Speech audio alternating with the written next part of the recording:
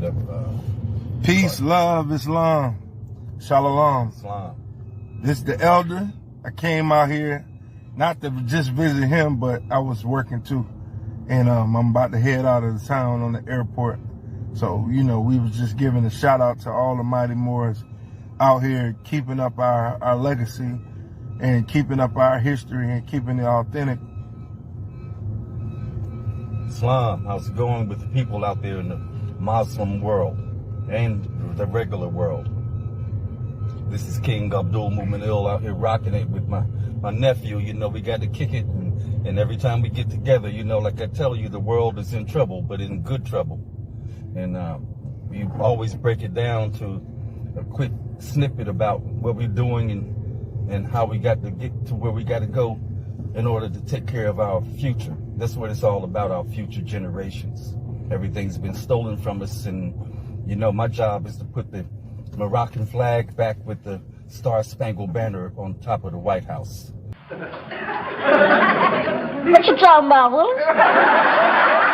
And I'm working towards that on a daily basis. But what we have to do is really do the grand rising and bring the whole world together to remove these lawyers and judges that's sitting in our spots and are pretending to be Moors. Most people don't know law, Muslim law, or the Pharaoh's law. So what we have to do is really come together and stop the lawyers from being tyrants that they are. They're all British, and we have to stop them from pretending to be the Moors. So every time you attend these courts and you think it's a court, it's not a court, it's a fraud. Excuse me, sir, but what in the doohickey are you talking about? You are talking a bunch of nothing. So all lawyers are British? You got to be freaking kidding me. And why would anybody want to pretend to be a Moor? Have you seen the videos on YouTube? Like, nobody would pretend to be a Moor. That would be absolutely ridiculous. The whole system's a fraud, from the president on down. We have to take everything back. So, you know, Obama is a dirty Moor. See, Obama signed that treaty, the Moorish American Peace Treaty of 1787. Excuse me, sir, but I hate to interrupt you, but how in the doohickey could have Barack Obama sign the Moroccan Peace Treaty of 1786 when Barack Obama wasn't even born yet? Like, what in the doohickey are you talking about? And what in the doohickey are you smoking on?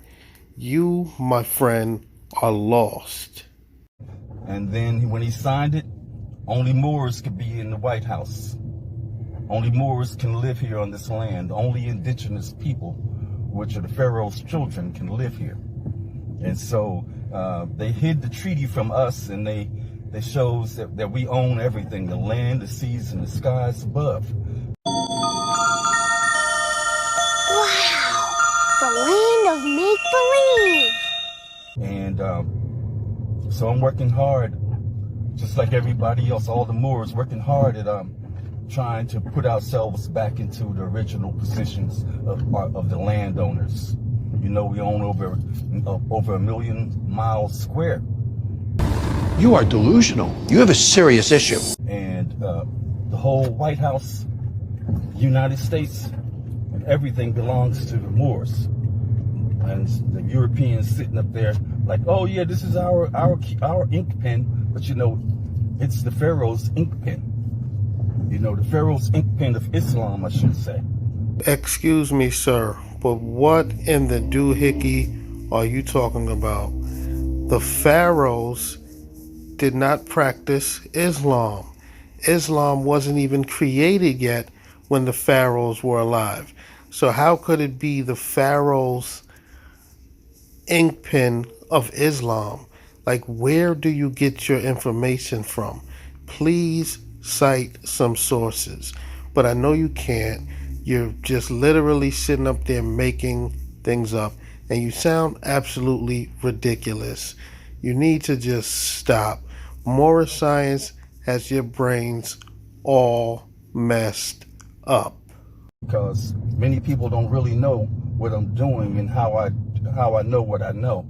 But it's my bloodline that takes me into what I know. Just like you know, you can understand everything I'm talking about, but you can't really know until you see for yourself. I got the understanding, the overstanding, and understanding of everything that's going down on why we're losing. And it's the lawyers and judges. We have to get rid of them. We have to cut their heads off. And y'all know who I am. You know, I'm not playing. They framed me, sent me to prison for 10 years for nothing, and then they didn't want to cover it up.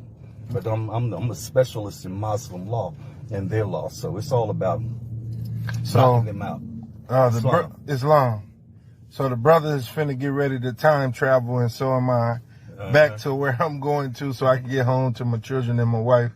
And we just wanted to reunite. Every time I come to the coast, as long as the brother got breath and health and he can get around, I come visit him, because that's what real Moors do when you're in certain territories with your people. And whoever I couldn't visit, it's just because I don't communicate with you regularly.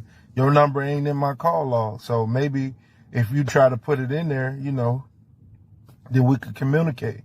But shout out to District of Moabites Parliament. That's still an official thing on the roster. Shout out to my new company, Ash Group, and organization that I started to help homeless families, indigenous families, and people who live in the United States Corporation. So we have to fix this situation if we want it repaired, or we could just keep complaining like we've been doing the last 500 years.